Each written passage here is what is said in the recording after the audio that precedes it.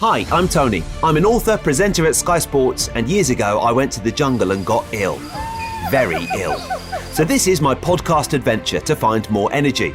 It's packed with biohacking, science, health tech, supplements, and some of the most well-known experts on the planet. This is something I spent 4 months of my life doing with electrodes glued to my head so that you can do a lifetime worth of meditation. Decide what you don't give a fuck about, which is something you don't care about. Some of it gets quite out there. I had some stem cells sent up to my house that I had stored, and then I injected myself with mannitol. And we even hack hangovers. Alcohol is poisonous. So is water and oxygen in the wrong dosage. So that's my podcast, Zestology. Live life with energy, vitality, and motivation. Welcome back to Zestology. I'm Tony Wrighton, and about a year ago, I made a bit of a change to this podcast. I used to record these podcasts out and about. Not just out and about around London, out and about around the world, wherever I was. I'd just pull out my microphone, so to speak, and start recording. And more recently, I've sort of got a bit of a studio setup. I mean, I tell people it's a studio at home. It's actually just a corner of the spare room. And I've been recording in the studio, brackets, spare room. But you know what? Now that my business is just starting to grow a little bit, we made a decision a few weeks ago, and it's been a very good decision, and that is all meetings are walking meetings. And to be quite honest, I look forward to meetings so much more that it just seemed like a good idea to record podcasts out and about again as well. So here I am down by the banks of the River Thames in West London on a very cold day. It's about 1 degree and the sun is shining, and you can probably hear the birds tweeting in the background and an aeroplane flying overhead, and there will no doubt be a tube going over in a sec or two as well. And it's a bit more of a random process when you record podcasts out and about, but let's see if it works. I've got a new microphone to help facilitate this change, and if it works I'll sort of carry on doing it for 2022. It is a Rode RODE plug-in mic for the geeks out there that plugs into my iPhone, and theoretically means that I just don't need to worry too much about carrying around big mics everywhere. I've just got that slots in, and I have my notes for this podcast on my phone, but of course the screen has already gone blank, so we'll see if we can have some fun opening up that in a sec. But listen, I don't really know what's going to happen with the sound quality of this recording. If it's not any good, I'm going to have to ditch this podcast and record it again inside in about half an hour's time. But for now, let's get on with my Books of the Year podcast.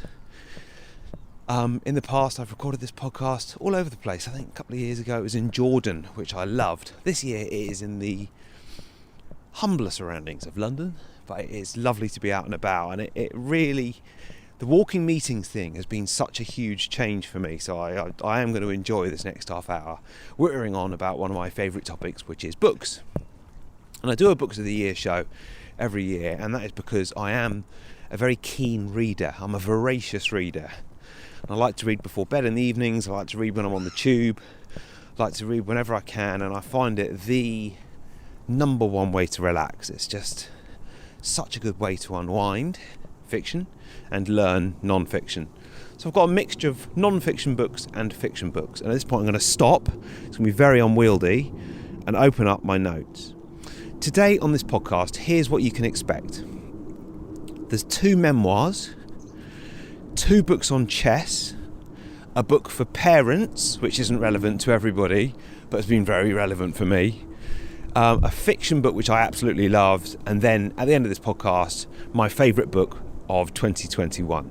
And there's also one Netflix show coming as well, or one TV show. So I think last year it was called 6 Books and a Netflix Show, and this is what we're going to be doing on today's podcast. So let's get straight on with my favourite books of the year. And you know, one of the reasons for doing this podcast every year is because I know that the best books that I read almost always have been recommended by friends. My mates will say, or family, or my wife, and they will say, "Oh, have you read this book or that book?" And that is how you find a great book. Often when I take a punt on something, I've seen, customers who read this like this. I don't tend to like it quite as much. So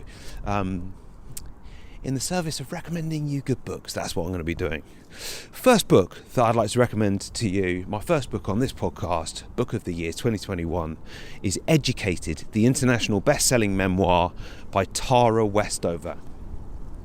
This is the first memoir that I'm recommending. It's obviously non-fiction, and yet it reads like fiction. The main protagonist, I told you there were going to be tubes going overhead, didn't I? I'm walking directly underneath the tube bridge now, so that's what you get when you get podcasts out and about. By the way, let me know what you think of the sound quality of this. I'm a bit paranoid. I mean, I worked in radio for 10 years. I'm a bit of a sound geek. It's got to sort of sound good. I hope it's not too rattly. Anyway, yeah, this book, Educated by Tara Westover. She is an extraordinary woman, grew up on a farm deep in Mormon country in America, near Utah, had no education, was one of a lot of children, and I mean, it's the most astonishing story. She almost dies so many times, and it's, you know, I mean, it's borderline abuse. I wouldn't even say borderline. The way that she's treated by her family as she grows up is sickening at points.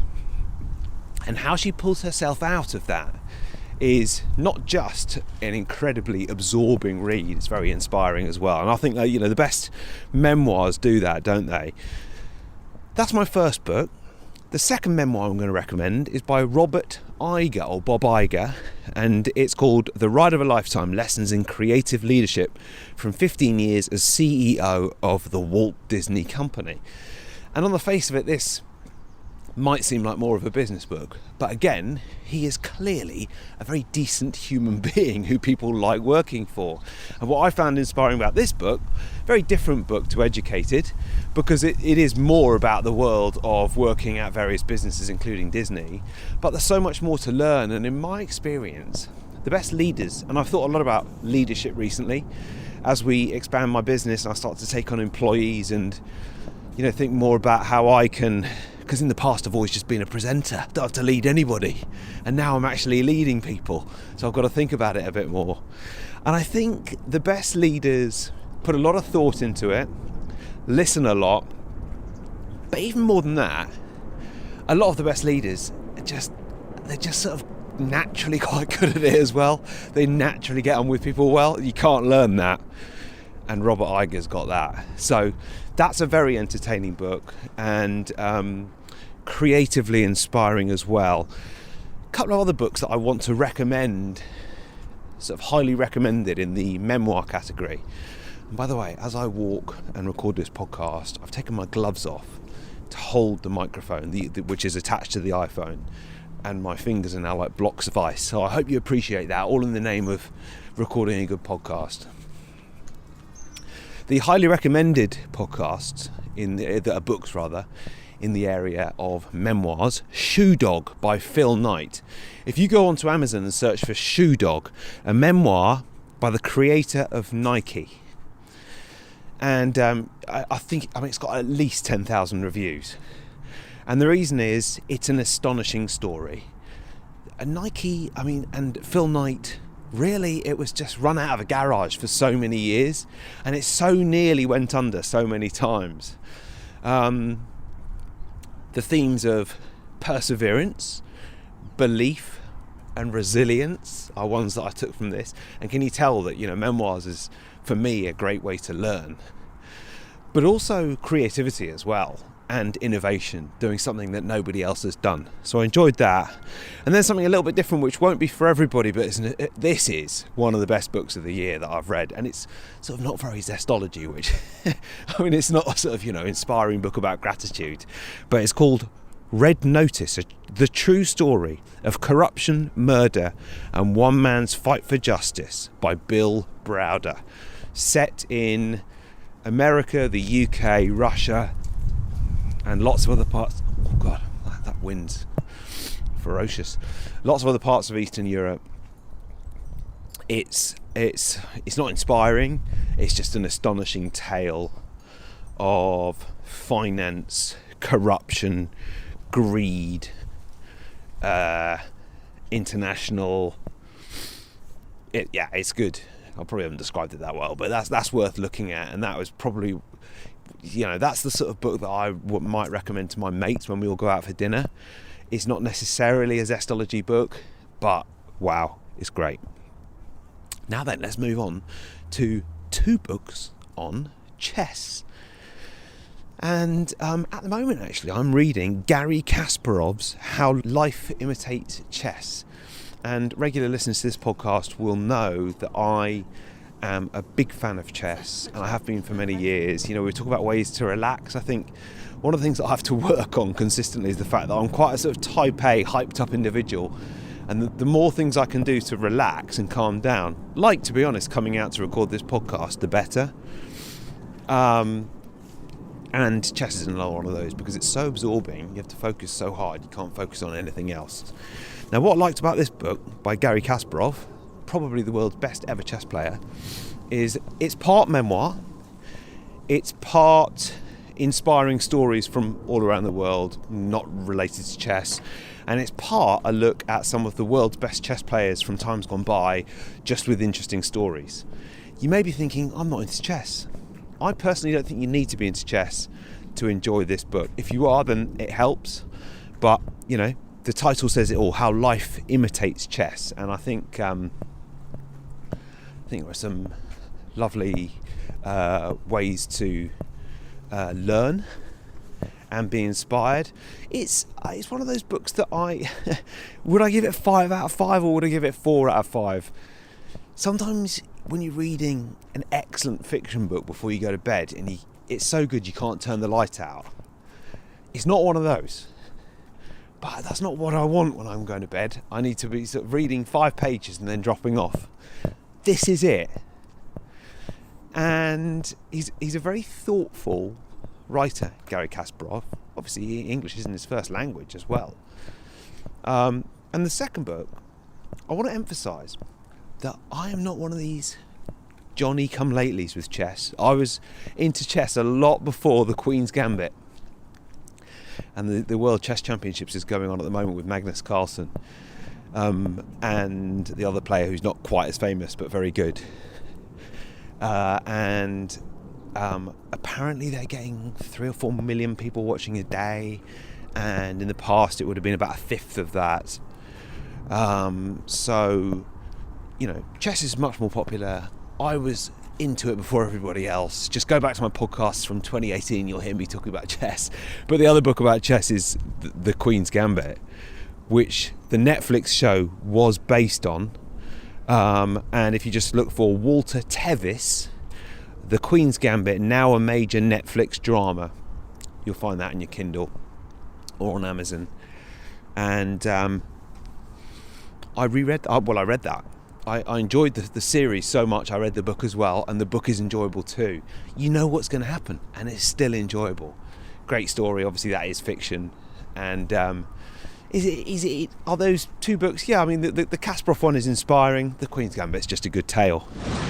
Just interrupting this podcast for one moment to remind you that it is brought to you by P3OM. What is that? Well, it is very relevant at this time of year. Winter, aka sick season.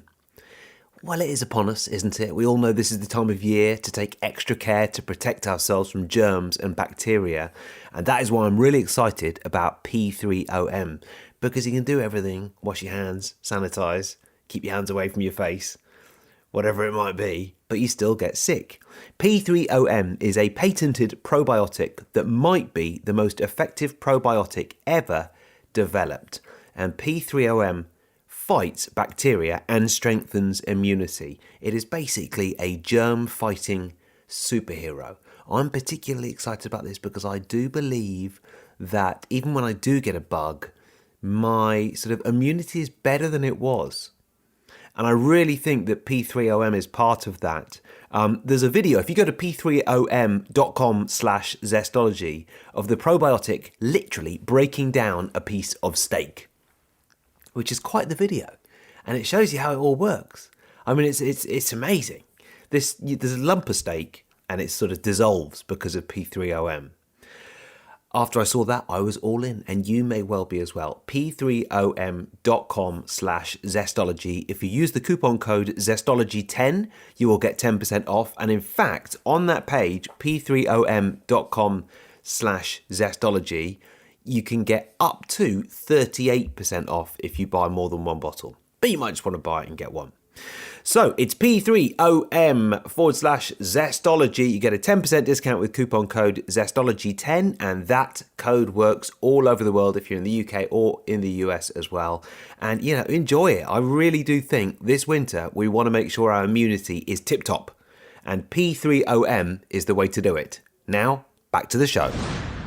Now then, let's move on to a book for parents. Sarah Ockwell-Smith.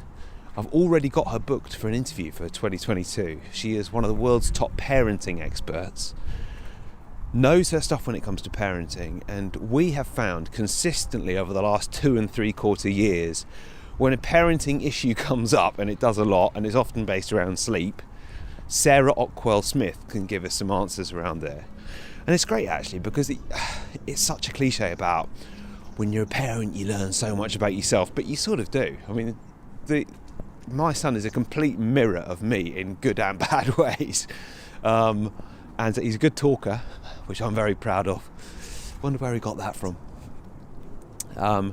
So Sarah Ockwell-Smith has helped us a lot, and our gorgeous son had a major sleep regression a couple of months ago. So we turned to Sarah Ockwell-Smith and the Gentle Sleep book.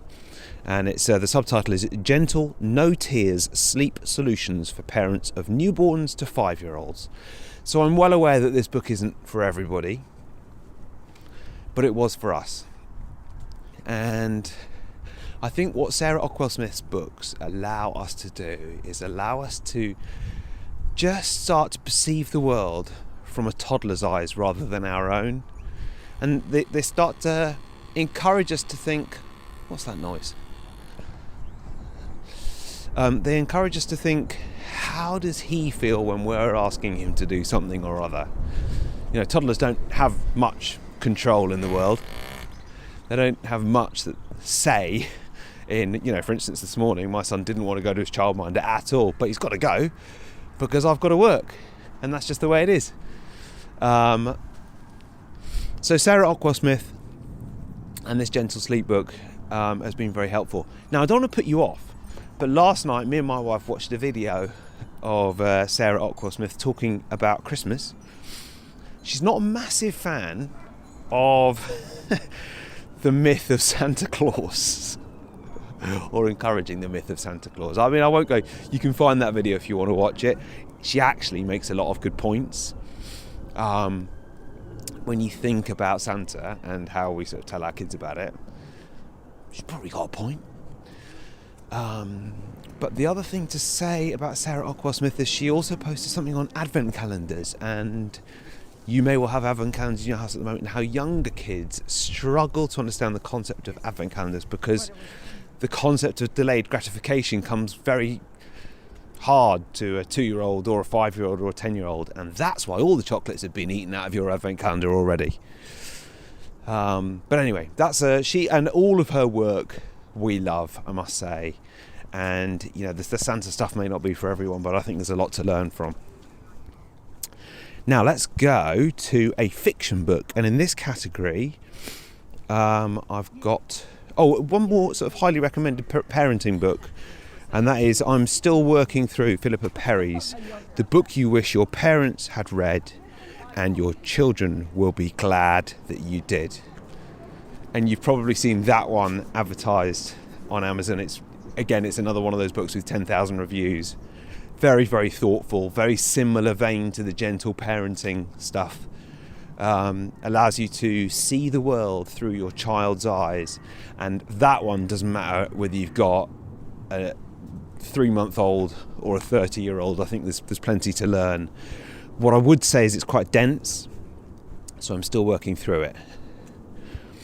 Okay, I've got a fiction book for you, and I read the 2019 Booker Prize winner this year, Bernardine Evaristo, and that is Girl, Woman, Other.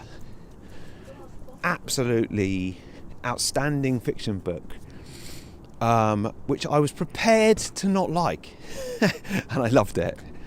All my sort of prejudices were coming out when I started it. I thought, oh dear, am I going to like this? And I think the mark of how I liked it was the fact that it provoked so many conversations in our household. There were so many times I read the book, and the themes of race, gender and sexuality loom large in this book. And there were so many times that those themes provoked conversation. But even more than that, actually, I found very powerful in the book the theme of generations, different generational attitudes, something which is sort of very important to the author. And many of the protagonists in the book are first, second or third generation immigrants into the UK. Oh, hang on. I've been locked out of my phone here. Yeah. It's incredible how many conversations we had as a result of me reading this book after Faith had read this book, which I think is the sign of a good book. And my best book of the year 2021 is something similar as well. Provokes conversations. And I think, when I started it, I wasn't sure, and then I read some of the reviews. Barack Obama said it had been one of his book of the year. Obviously it won the Booker Prize. It is a wonderfully crafted piece of work, with a very sort of written in a very readable style, but also very thought-provoking as well. And I think modern books which tackle gender and race can land very much on one side or another.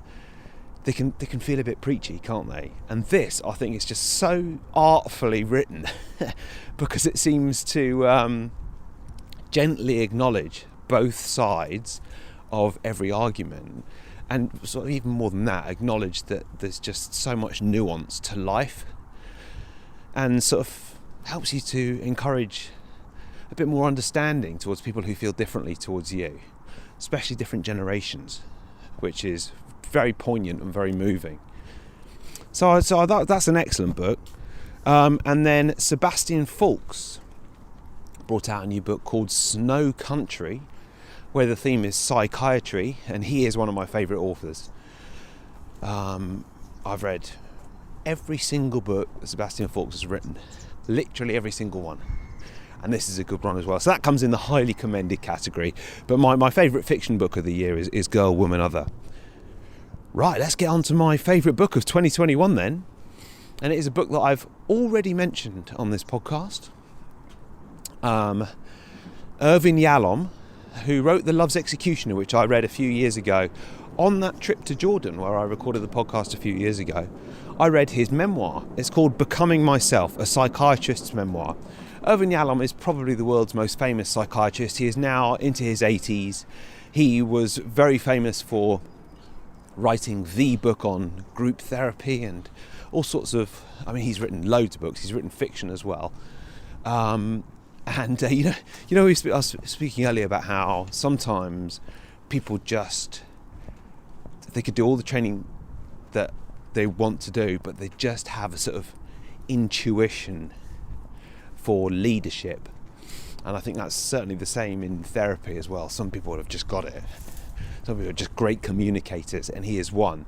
And then he is, incredibly academic, but able to take these complex ideas and translate them in quite simple ways for people like me to read it. I couldn't sort of take a dense book on psychiatry.